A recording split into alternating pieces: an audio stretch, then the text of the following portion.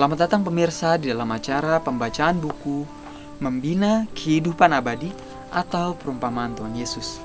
Kita telah masuk di bab yang ke-6 dalam judul Pelajaran-pelajaran yang lain dari penaburan benih. Sebelumnya kita telah mempelajari mengenai beberapa perumpamaan, mengenai perumpamaan tentang seorang penabur yang benih, juga ada perumpamaan mengenai lalang. Saat ini kita telah masuk ke dalam bab yang ke-6. Kita akan melihat pelajaran-pelajaran yang lain yang bisa kita ambil melalui penaburan benih. Mari kita baca. Dari pekerjaan penaburan benih dan bertumbuhnya tanaman daripadanya, pelajaran-pelajaran yang berharga dapat diajarkan dalam keluarga dan sekolah. Hendaklah anak-anak dan orang muda belajar mengenal alam pekerjaan Tuhan, dan mereka akan dapat memahami pekerjaan Tuhan yang ajaib dalam memenuhi keperluan keluarganya yang besar, dan bagaimana kita harus bekerja sama dengan Dia agar mereka mendapat lebih banyak iman dalam Tuhan dan akan lebih menyadari kuasa-Nya dalam kehidupan sehari-harinya. Tuhan menciptakan benih itu sebagaimana Ia menciptakan bumi dengan firman-Nya. Dengan firman-Nya Ia memberikan kuasa untuk bertunas dan berkembang. Tuhan berfirman, hendaklah tanah menumbuhkan tunas-tunas muda, tumbuh-tumbuhan yang berbiji, segala jenis pohon buah-buahan yang menghasilkan buah yang berbiji, supaya ada tumbuh-tumbuhan di bumi. Jadi bagaimana tanaman itu bertumbuh?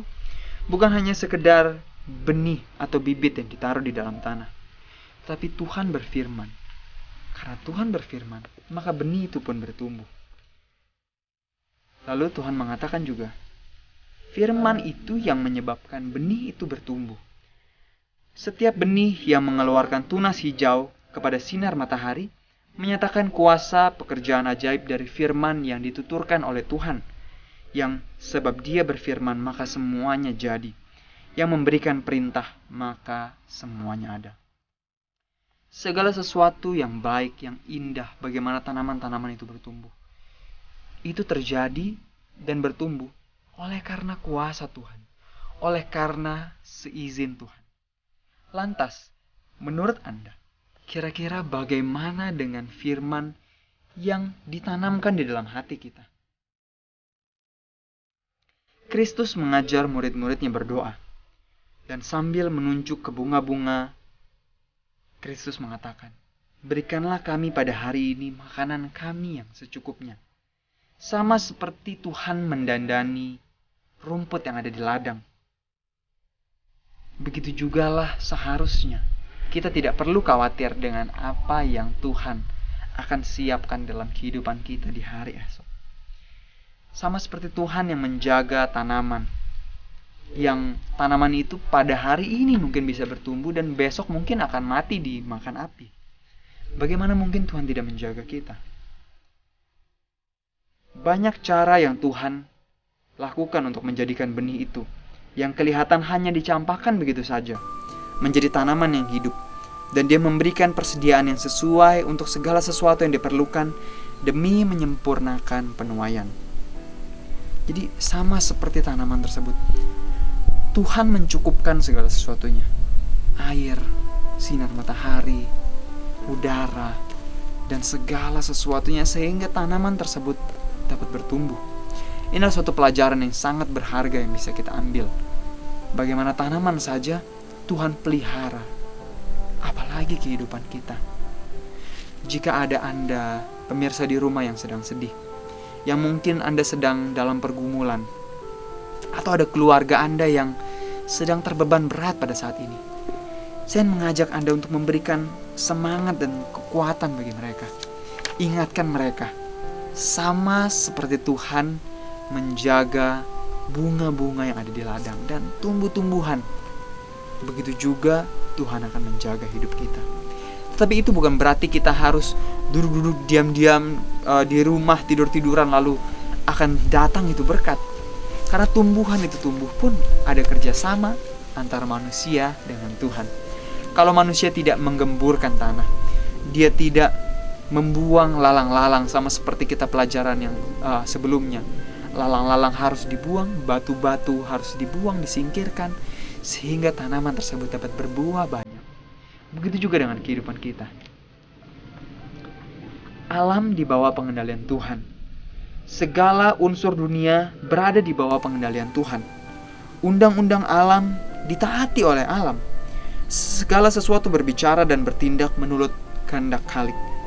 Awan dan sinar surya, embun dan hujan, angin serta badai, semuanya berada di bawah pengawasan Tuhan dan menyatakan kepatuhan mutlak kepada perintahnya. Adalah dengan sesuatu penurutan kepada undang-undang Tuhan, sehingga tunas gandum itu muncul dari tanah. Mula-mula tangkainya, lalu bulirnya, kemudian butir-butir yang penuh isinya dalam bulir itu. Hal ini Tuhan pertumbuhkan pada musim yang tepat, sebab Ia tidak menentang pekerjaannya. Patutkah manusia yang diciptakan menurut peta Tuhan, dikaruniakan dengan akal dan dapat berbicara, bersikap tidak menghargai pemberiannya, dan tidak menaati kehendaknya? Akankah makhluk-makhluk yang rasional menyebabkan kekacauan dalam dunia kita? Tadi kita telah membaca dan melihat bagaimana tanaman itu nggak tumbuh asal-asalan. Dia tumbuh hanya dengan menuruti setiap peraturan dan regulasi yang berlaku dari Tuhan. Alam saja menuruti perintah Tuhan. Contohnya, tanaman bunga dan tanaman buah-buahan. Dia harus ikut kepada peraturan. Akarnya harus ditanamkan jauh ke dalam tanah. Dan hanya bagian tertentu dari tanaman tersebut yang dapat mengambil sari makanan. Dan itu harus dialirkan ke seluruh tanaman. Apabila dia tidak menuruti peraturan itu, tentu pertumbuhan dan pembuahan tidak dapat terjadi. Anda bisa bayangkan jika akar hanya mengambil air di dalam tanah dan sari-sari makanan, lalu diendapkan hanya di akar, kira-kira apa yang terjadi? Tentu daunnya tidak bisa berbuah. Batangnya bisa saja menjadi busuk. Tanaman menuruti seluruh firman Tuhan, maka dia dapat berbuah. Begitu juga dengan kita. Di saat kita menuruti apa yang Tuhan perintahkan di dalam firman-Nya, di saat kita membaca setiap firman Tuhan, marilah hari ini kita minta Tuhan untuk menolong kita agar kita bisa menghidupkan setiap firman yang kita baca. Dan tadi dikatakan, sama seperti tanaman tersebut, dia menghargai pemberian dari Tuhan dan menuruti kehendak-Nya. Marilah kita juga pada hari ini, kita menghargai setiap hal yang Tuhan berikan dalam hidup kita. Tuhan memberikan kita talenta-talenta. Tuhan memberikan kita talenta waktu, kekuatan. Tuhan memberikan kita, mungkin ada anak-anak, ada tetangga kita, ada keluarga kita, ada sahabat-sahabat kita. Hari ini, marilah kita menghargai pemberian dari Tuhan itu. Sama seperti tanaman yang menghargai apa yang Tuhan berikan. Di saat dia menghargai pemberian Tuhan, dia menyimpannya, mencintai yang Tuhan berikan. Tanaman itu bertumbuh dan berbuah. Marilah kita pada hari ini, kita menghargai setiap pemberian Tuhan. Kita menuruti firman-Nya. Dengan itu, kita dapat berbuah dan bertumbuh lebih dekat kepada Tuhan. Tuhan menunggu kita untuk bertumbuh dan berbuah sepenuhnya, sehingga di saat Dia datang, kita dapat bertemu dengan Dia beserta dengan orang-orang yang Tuhan telah selamatkan.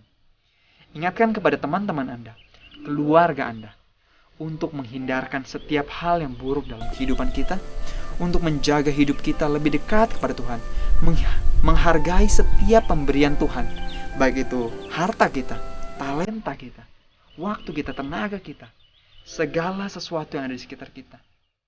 Juga menuruti setiap firman-Nya, sama seperti yang dilakukan oleh tumbuh-tumbuhan dan alam. Sehingga kita dapat dipersiapkan untuk kedatangan Yesus yang kedua kali. Sampai ketemu lagi pemirsa di dalam acara pembacaan buku Membina Kehidupan Abadi yang selanjutnya. Tuhan memberkati.